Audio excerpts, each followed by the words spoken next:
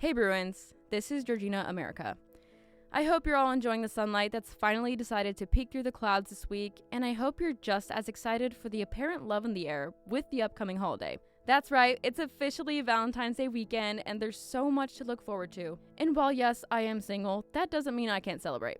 Today, I have 3 Bruins here with me to talk about Valentine's Day and to answer the questions, how do you navigate a healthy relationship in college, and how do you prepare yourself for one? So to start off, can you all say your names, what year you are at Belmont, and whether or not you're in a relationship? I'm Ashlyn. I'm a senior at Belmont, and I've been in a relationship for 2 years and some change. I'm Cora. I'm also a senior at Belmont, and I've been in my current relationship for 7 months, and I'm also engaged. I'm JD. I'm a junior here at Belmont, and I've been single for about 3 months, and we were together for around 2 years. So we're going to start off with a couple questions about healthy relationships, but specifically the behaviors in healthy relationships. So my first question is, how do you all intentionally give in a healthy relationship? What does that look like to you when you picture that?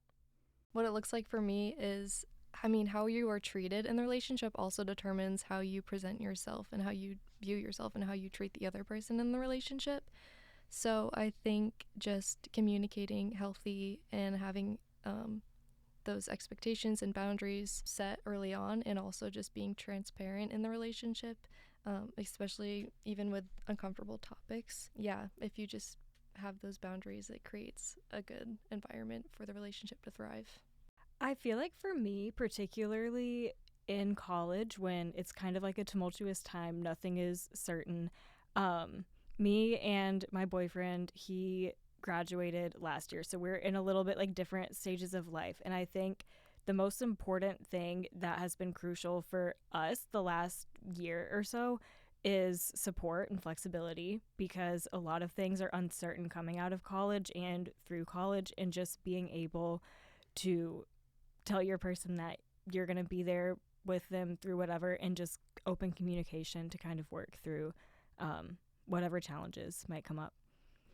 And so, JD, you were talking about how you just came out of a relationship a few months ago. So now that you've been single for some time and have had time to reflect, have you had any thoughts about what intentionally giving in a relationship looks like? Absolutely. Since we parted ways, I've been really growing in my faith. So I'm Catholic, which is essentially Christian, and this has been a habit of mine, but more so recently I've been reading the Bible every night, praying the rosary, praying a ton, and I've made a few realizations, but number one is you don't have anything in life if you're not devoting yourself towards God. Now, I'm not saying you have to go and become a priest, go and become a nun, and you need to completely just devote yourself to Him. But we all have our own individual purpose, and we don't even know what that is. Like, let's be real. We're all in our 20s. We don't know what we're going to do with our life. And what I've realized is, like I said, everything needs to be devoted to God, and if you do that, you're going to be more fulfilled in the end. Yeah, I'm quote-unquote technically alone, but I've been developing relationships in different ways. I'm not looking for a relationship right now just because I'm working on myself. So I've really utilized this time to focus on myself, develop myself, clear my train of thought, and just learn how to become a better person. Because if I'm not a good person, as a man, I can't give myself to another person and truly uplift them. That's great. And so on the opposite side of things, people always talk about giving in a relationship. Like, what are you giving? What are you not giving me? What am I giving? What am I not giving the person I'm with? Is there a significance to the way you receive love that can affect a relationship? Again, going back to flexibility, I'm sure we all know about like the 5 love languages: acts of service, words of affirmation, physical touch, quality time. Oh my gosh, what is the last one? Gift giving? Yes. Yeah. So they're the 5 love languages, and everyone kind of has a way that they prefer to receive and a way that they prefer to give. And I think something that's kind of like different that you need to like learn to adapt to a little bit in a relationship is understanding what your partner's preference is for that. And even if maybe the way that they're showing you love isn't the way that you would prefer to receive it, you understand that that's how they value it in their mind, and that's how they're showing it to you. And then likewise, I mean, if you understand this isn't personally how I would show affection in a way, but I know that that's something that you value, you kind of like compromise a little bit that way too. It's really just about flexibility. I feel like I just completely agree with that. Like, everyone's different, and I feel like even coming into a relationship, I know it's kind of silly, but taking that test and just comparing that with your partner of how you show and receive it, because how you receive it can be different than how you show it and vice versa. So I think that creates those clear expectations from the beginning, and like you can love your partner better and vice versa. Pivoting to people who have inspired us in the way we love and who have served as examples throughout our lives, could any of you speak to either what or who your relationship role models are, if you have specific ones? For me, I think the blueprint of love is God's love.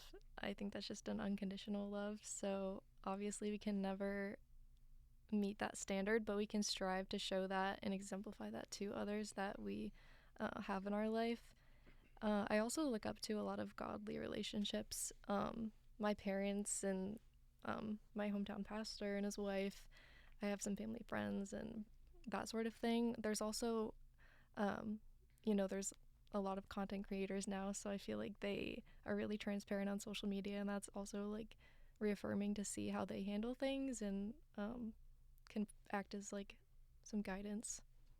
I asked my mom kind of about that, and she said one thing she's never done is gotten in the way of my dad's goals, and vice versa. Like, my mom was in pre-med, and then she eventually went to med school and had a kid, and she basically told my dad, hey, I'm going to go to med school. That's what I want to do with my life. And my dad was like, okay, I'm not going to control you. If that's what you want to do, go for it. And vice versa. My dad's an entrepreneur and has pursued a variety of things, and that's resulted in him being out of town for weeks on end. And their love for one another really just shows me the possibility of what I can experience in my life. Like, you can go and accomplish your goals, and your relationship can uplift that. It doesn't need to pull you away from your goals, and that's something that I really want. I think it also kind of serves to have bad examples of love, so you kind of know what not to do. So my parents are still together. Probably, I'm surprised, honestly, because prior to my parents, all of their grandparents, everyone has been like divorced at least once. So that's just kind of the example that was given to them. And I've kind of witnessed that growing up, and that has shaped what I'm looking for in a partner and what not to look for. So I think there's kind of two sides to that. I completely agree with that. I think just as much as the good examples in our life, the bad examples, whether it be the people before us or whether if that's through our own experiences, I think they both shape our perspective in what we're looking for and what we want to prepare ourselves to be ready for in a relationship.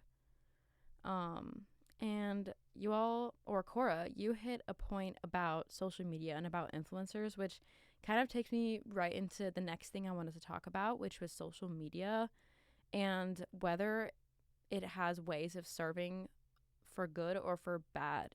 I personally follow a few Christian influencers, and the content that they push out there, basically teach me how to view the world, how to view other people, how to treat people respectfully, and how to uplift one another in a relationship. And I think it's a double-edged sword, but I think social media in itself has ruined many people's frameworks for how to enter a relationship, how to view other people. And if you don't have the fundamental understanding of God's teachings, and social media is your basis for that, that's a recipe for disaster. And I think that's something that needs to be resolved. I also think social media is a place where we can be the salt of the world. And I think that because there's so much worldly things that are pushed on media and social media and TV and shows, I think it's also a place where we can spread light. And I think it's also important to do that. But it is also a place for a lot of comparison and for distraction, and I think it can take away a lot. but I do think that it's important to have discipline in that and to recognize your own habits and your own behaviors and to like set your own boundaries for what's good for you and what's not good for you, and use it appropriately, and if you can put stuff out there that's encouraging. The first thing that kind of came to my mind when we were talking about like bad portrayals of love being seen in the media is, I'm sure many of you guys have heard the controversy of the new Wuthering Heights adaptation coming out. I recently read the book and I thought it was like the craziest thing. The book is completely devoid of love, and they're marketing this movie as quote unquote the greatest love story of all time, which it's just not. And I know this is an extreme kind of like thing because the movie, it's a loose adaptation, but I think we do see a lot of that kind of stuff in our media, where we see negative relationships being portrayed a little bit more in like a romantic light than they should. And I think there needs to be a little bit better of a foundation when we're putting out media on romanticizing things that shouldn't be happening. Yeah, I love that point. That actually brings me back to high school. Me and my best friend used to do what we call hate watching, but it was for fun for us, for a series called After. And we were just some young kids and we didn't really know anything about love or relationships. But what we would do is ultimately we would just pause scenes we thought were funny and literally act them out. Like we would literally act them out or make a TikTok of us making fun of it because we just had so much fun doing that. But we also idolized that movie and that relationship for such a long time. And it wasn't until after we graduated from high school, at one point we had a conversation where like, why did we love those movies so much? Looking back at it now, we're kind of just a little bit put off. And it's so interesting because when you're young and so much media is just accessible to everyone, there are so many young people that are so easily influenced. So the media, like you said, it can totally just shape someone's viewpoint of anything, whether it be relationships or other facets of life. But I like what you were saying about how you can use it for good. And I feel like that is something you see a lot in social media. Pivoting more towards like college and being a college student, how would you all describe the current relationship culture in college that you see? So I feel like a lot of times what I often see are people come into a relationship not having a clear goal in mind for their relationship and why they're even pursuing that relationship. This pastor, Josh Howerton, had like an example of the stages that people enter into a relationship. So from the world's point of view, people enter it a lot of times physically right away. And then they're like, oh, okay, now I'm emotionally attached. So that adds the emotional portion. And then they go into, oh, I guess I should get to know this person. So personal. And then they're like, oh, maybe I should meet their friends, social. And then they're like, okay, so what are your values? Like spiritual, and spiritual comes last. And I think as, coming from a Christian perspective, I think it should be completely reversed. You should come into it like, oh, this person shares my values and my spiritual values. And then, okay, let me see how they are in social settings. Let me see what the community thinks about them, what my friends think about them. And then maybe they can meet my family. And then you start getting like emotionally involved with them. And I think that's the point where marriage happens. And then after that, then you get that physical connection. That is amazing. I love the way you mapped it out. First, the way that I'm sure many people, because I myself have actually gone through a relationship through the first few steps that you mentioned, going in that order, and then coming out of it being like, well, maybe I should have done it the other way around. So that's really, really insightful and really helpful. And especially, I know a lot of young college students that I've spoken to are looking for relationships that are grounded in faith. And I think that's a really easy and simple way to be able to visualize what you want that to look like. I mean, building off, that was very well said, by the way. But with that being said, I think in this current generation, we hear all the time of this idea of quote unquote hookup culture, and that's terrible.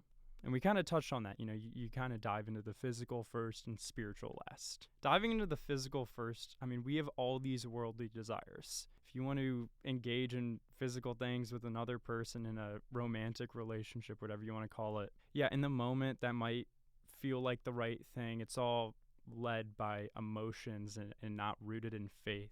And in the end, it leaves you unfulfilled. If you engage in sex just for pleasure, you're not actually building a meaningful relationship with that individual. It's actually pulling you apart from them. It's pulling you apart from God. And outside of the context of marriage, there's really no benefit from doing that. Yeah, our body tells us we want to do this. Our worldly desires, our flesh wants to do these things, but it's not a fulfilling action. And I think that's something that our generation needs to think through. Is there a way to make the most of being single without hookups or shallow forms of fulfillment? What are some ways that you all already kind of touched on it, but what are some ways that maybe people listening who are like, well, I'm single and I don't want to miss out on all the fun while I'm in my single era. What are some ways that people can still be fulfilled? For me personally, in this era of my life, I've been taking up a bunch of different hobbies, and I also am like addicted to working out. Recently, I've been waking up at like 5. I'll go and train jujitsu for an hour in the evening. I'll do another workout, and I mean, my grades are really good right now. I'm getting my pilot's license as well, and I'm working. So I'm doing a variety of different things, and I realize I'm more fulfilled when I'm making progress in my life in comparison to engaging in a quote-unquote hookup culture. When you can look at your life and say, I am making progress. I'm better today than I was yesterday. That could be a variety of different things, whether it's financially, physically, spiritually, etc., whatever it may be. When you can look back and say, I've been productive, I've made improvement, that's where you're going to reach true fulfillment. And I think you just need to experience it to make that decision for yourself. I think that something that's encouraging is the verse Psalm 37:4. Take delight in the Lord and he'll give you your heart's desires. I think that if you have that godly desire in your heart, it's not a coincidence. And I think that it allows for you to seek him more, and it allows for trust and faith. And I think those things are crucial in a relationship with God. And I think that it just allows for that time to lean on him and lean into what he's calling you to be in the season that you are in, and to not rush anything and to just trust his plan. And I think with that, everything will align, and he'll put things on your heart to pursue and make it so clear if you just keep praying for wisdom, praying for guidance. I think just being patient and just being present and practicing gratitude daily of what you do have in your life is a huge thing. What made my time as a single person the most fulfilling as it could be, I think would definitely be intentionality. I went into college single, not very much relationship experience, and I think I felt personally like I was somehow behind in the dating world, and like I had to like prove to myself like I'm a dateable person, guys will like me.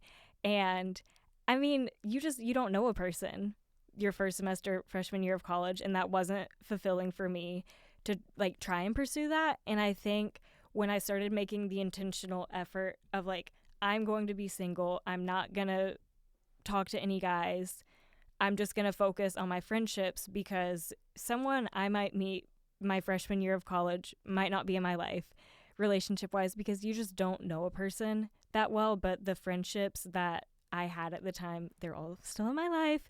I live with most of them still. And I'm really glad that that's what I pursued and valued during that time, because I don't think I wouldn't be the person today I am without them, and without that period where we all were just very intentional with building a foundation to our friendships and our relationships. And I think most of what I know about love, I learned from them. So that has really helped me be successful in a relationship, but also it made me feel productive during that time in my life as well. That's beautiful. And I love the confidence you already had knowing that if you met someone your freshman year, they might not still be in your life. I think people I myself get into a relationship very intentionally with intentions of I want to actually be with you because I see myself with you in the future.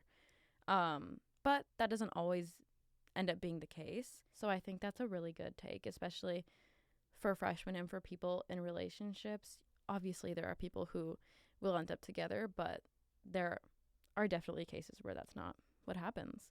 And on the same note of culture, but kind of shifting to what I was just touching on with dating specifically and what you were talking about with dating, I want to talk about dating versus dating to marry and what the difference is.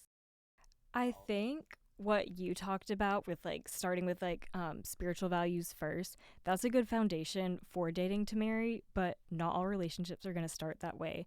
Not every relationship is going to be the same. We're not all cookie cutter molds. I went into my relationship, I didn't go in with the intention of dating to marry. I went in with the intention of I like this guy, I like his friends, I like how he interacts. I think there could be something here.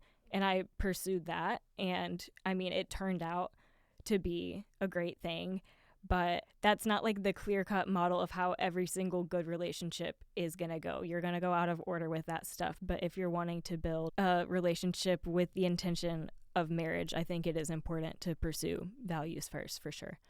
Yeah, I think it's definitely important to go on dates to get to know people as friends first. Like, I think casual dates are fine and important and necessary just to see if you guys even get along personality wise and just friendship wise, because I think that's a huge thing that you should build your foundation on, because that is the person that should be your best friend. But I think once you do enter a relationship, setting those expectations creates a space to where neither party is confused or potentially could feel like hurt by maybe an unmet expectation or just different expectations. That is so wise, honestly, that it's good to think about those things early on, which I feel like is not an easy thing to think of right off the bat. Obviously, there's a lot that goes into a good relationship, and it's a mutual effort. But along the way, there's going to be some challenges, and every good relationship also has its ups and downs. So what are some challenges you face being in a relationship and being in college at the same time? Definitely time management and prioritizing things.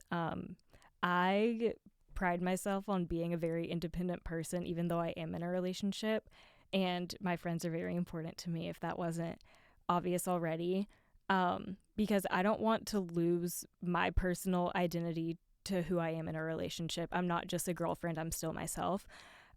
So trying to balance time for my friends and my schoolwork and my boyfriend at the same time, it's work.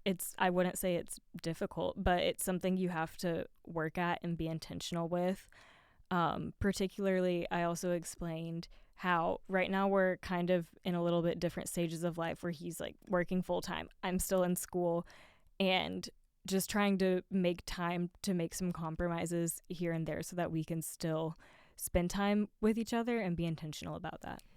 Yeah, I'm personally in a long distance relationship right now, so that kind of has different struggles. I feel like I have to plan my time accordingly, but just in the opposite sense, to where I'm still making time to communicate and call him and, make that time to have that time with him. I think the biggest issue, I guess, is just missing each other and not having that in-person time together. But yeah, my partner's also, he's working full-time as well and out of college, and I'm in college, so I think our life is just different stages right now, and I think just prioritizing the communication to where we both feel like equally valued and loved and seen and heard. I think just keeping that open, especially in distance, and scheduling those times to call or text or that sort of thing. And what advice would you give to a college student looking for a healthy relationship? Put yourself first and don't compromise your values. I mean, yeah, if I'm going to put it in a sentence, that would be it. I think that it's important to evaluate the person before you start dating them and getting to know them before you start dating them and going on dates with them before you start dating them, because if you just rush into things and not really know who they are, or what people say about them or anything like that, I think it can just lead to a lot of potential problems. I would advise a college-aged individual to go on dates, go and meet people. Just because you're going on a date, that doesn't mean you need to quote unquote, I mean, we talked against this, but you don't need to quote unquote hook up with them. You don't need to do anything. Just meet them, experience them as an individual, understand their morals and values, see if you guys even align. And it's good to have that perspective of what's out there, what are people like, because then you'll have a good understanding of like, okay, well, I do like this, I don't like that. And you do need to be selfish. Yeah, I mean, you're choosing somebody you're going to spend the rest of your life with, so be a little selfish. Cool. And yeah, now I've actually got some questions for JD. To start off, would you say you're having a positive or negative experience in your single era? I'd say I'm having a positive experience. Why? For me personally, with this time, I have been selfish in the sense that I can just do whatever I want. I kind of mentioned this earlier, but I'm going to bed at like 9:30 every night. I get up at like 5. I go and work out. I hang out with friends that I want to spend my time around. I'm working really hard in academics. I'm working out. I've got all these extracurricular things that I'm doing. When I'm just out and about and I'm like, oh, I really want to have a conversation with someone, I'll just go up to a stranger and start talking to them. But I mean, overall, I've just used this time to develop myself as an individual, and I've developed a lot of clarity of thought. I've grown much closer to God, and I don't have so many external variables affecting me. And what are some challenges you've faced being single in college? I would say there's a lot of temptation in this world. I mean, going out, drinking, doing stupid stuff, the devil's real, and I think the challenges I've experienced are literally rooted in bad things. Recently, I have developed much more discipline. I've matured, and I've developed the ability to just say, you know what, no, I don't need that. I'm going to do what I want. I'm not going to let my body control my actions. Like, if I want to do something, I'm going to go and do it. And I've been working on just being a quote-unquote man of my word. If I say I'm going to do something, I really try to do that. Now, I'm not perfect. Sometimes I fail.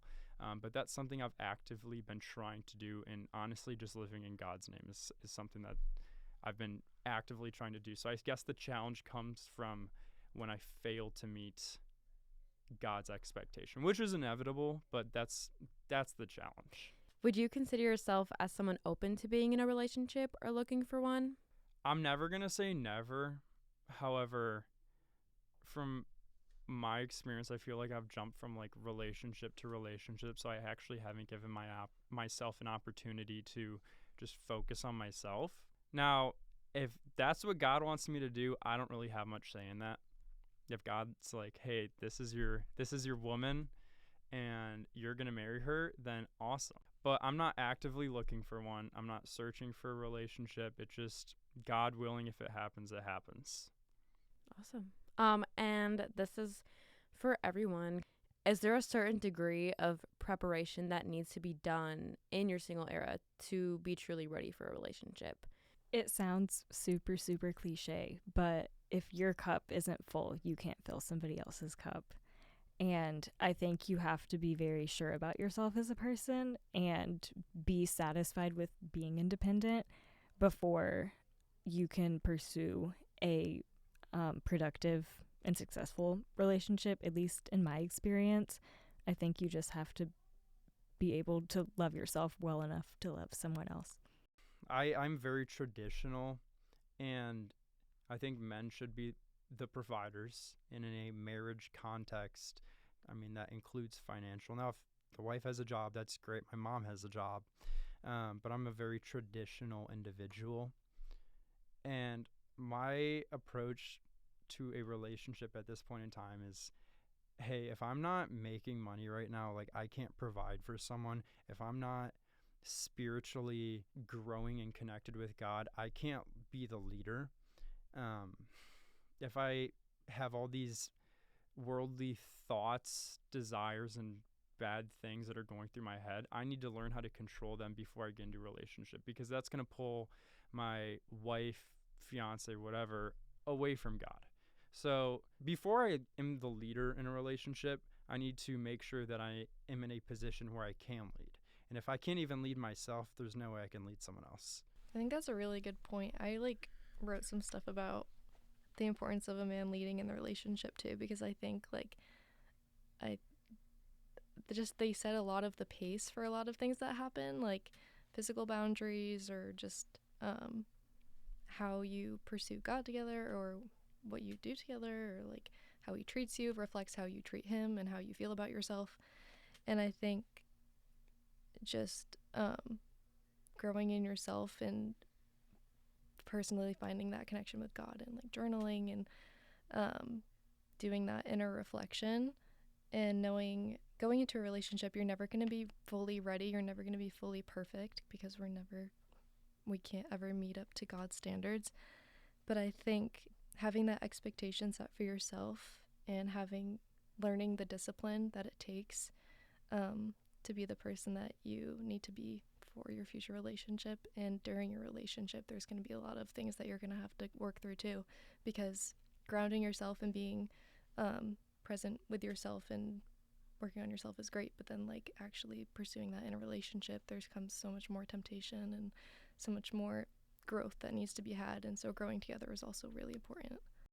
Is there a specific takeaway that any of y'all think that college students could benefit from? I think it's important to develop yourself first before you try to jump in a relationship. It's not going to work out for you. It's not going to be good for another person if you try to build your identity in someone else before you found it yourself. So I think it's really crucial to take the time, work on yourself, and be the person that you would want to date before you feel like you're ready to be dating someone. And I think just appreciating any season that you're in and not feeling like you're behind or trying to rush anything or rushing into anything because you feel like you have this void. Finding a healthy way to have experienced that in your community that you are surrounded with in that season, and just trusting and having faith that in the future someone will come along and you'll have that feeling like this is the person like God sent for me, and not getting so caught up in, oh my gosh, like I'll never get ahead or I'll never get everything, because you're never going to get everything that you truly want because we're selfish. And I think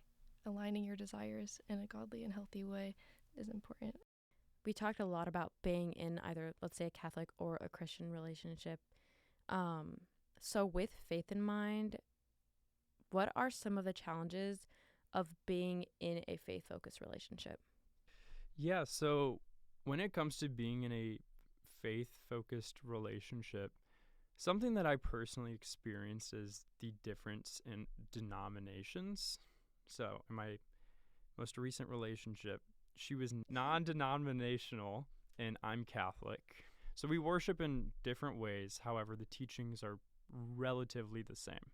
Looking down the line for someone that I'm going to marry, and also confiding in family and understanding that that could potentially be a problem, it's just something you need to be conscious of. I'm not saying that's a deal breaker, because I do know of relationships where, the two individuals have, they're both Christian but different denominations, and it can work, but it's something to be knowledgeable of. I think staying true to your faith, being disciplined enough to say, oh, I'm going to wait till marriage, or practicing biblical teachings within a relationship is really what I'm getting at.